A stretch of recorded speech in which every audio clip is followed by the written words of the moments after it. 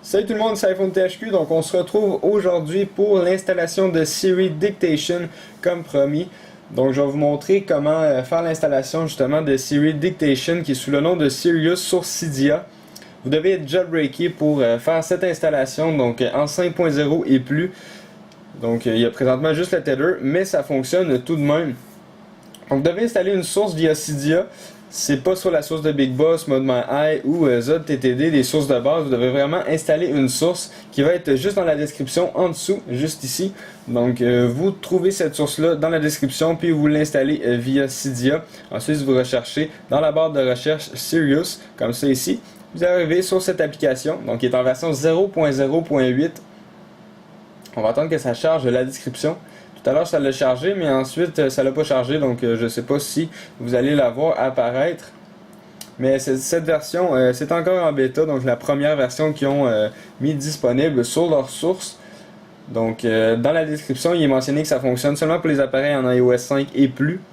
Puis que c'est une installation à nos risques et périls.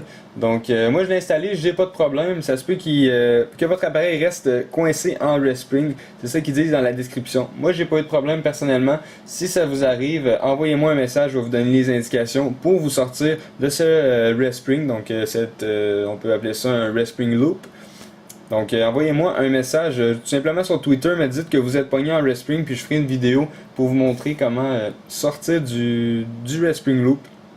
Donc si vous voulez cette application, vous faites installer confirmer. Moi c'est déjà installé, donc ensuite ça vous demande un Respring. Et vous allez avoir aucune icône sur le Springboard, c'est normal, il n'y a aucun réglage.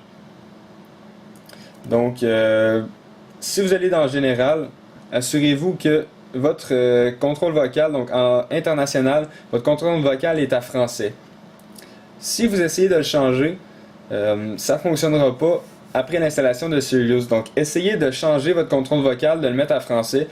La plupart d'entre vous va déjà être à français, mais s'il n'est pas à français, essayez de le changer avant l'installation, sinon vous devez désinstaller et réinstaller par la suite. Donc il doit être à français pour que Siri puisse détecter justement votre voix française. Donc ensuite, il va y avoir un petit icône juste ici qui va être ajouté à tous vos claviers. Donc si vous êtes dans le mode de recherche, un SMS, vous recherchez sur Google, donc n'importe quoi, vous avez une nouvelle icône qui apparaît ici sous l'icône de Siri si on veut. Donc si je vais dans mes messages, puis je veux tout simplement écrire un message, donc je vais écrire ici dans la barre de messages, je vais cliquer ici sur le petit bouton Siri pour faire mon message. Salut, comment vas-tu?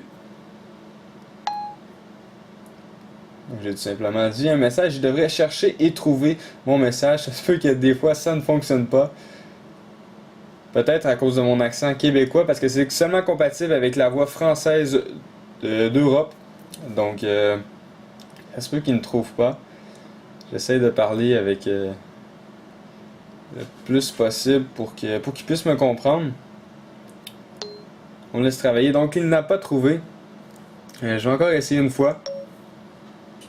Salut, comment ça va? Et voilà, donc il écrit tout ça avec une lettre majuscule, des espaces, et même ce petit CCD, donc il écrit vraiment sans faute, puis il peut comprendre. C'est sûr qu'il y a des phrases complètes, peut-être que moi, québécois, je vais avoir de la misère à lui parler. Par contre, pour vous qui êtes en Europe, donc vous devriez avoir de la facilité à lui faire écrire vos messages. Donc vraiment génial comme fonctionnalité, vous pouvez écrire vos SMS très rapidement puis rechercher sur internet, écrire dans votre application Notes. Ça fonctionne avec vraiment toutes les applications qui ont le clavier. Donc vraiment bien comme application, puis il devrait y avoir de nouvelles langues qui devraient arriver avec les nouvelles mises à jour. Alors vraiment exceptionnel comme application.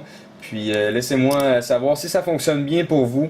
Parce que moi au début quand je l'ai installé, ça fonctionnait seulement en anglais, donc c'est parce que j'avais pas changé le contrôle vocal avant. Il faut vraiment changer le contrôle vocal puis le mettre en français et ça va fonctionner par la suite. Donc je vous laisse là-dessus, puis faites-moi part de vos avis sur cette application.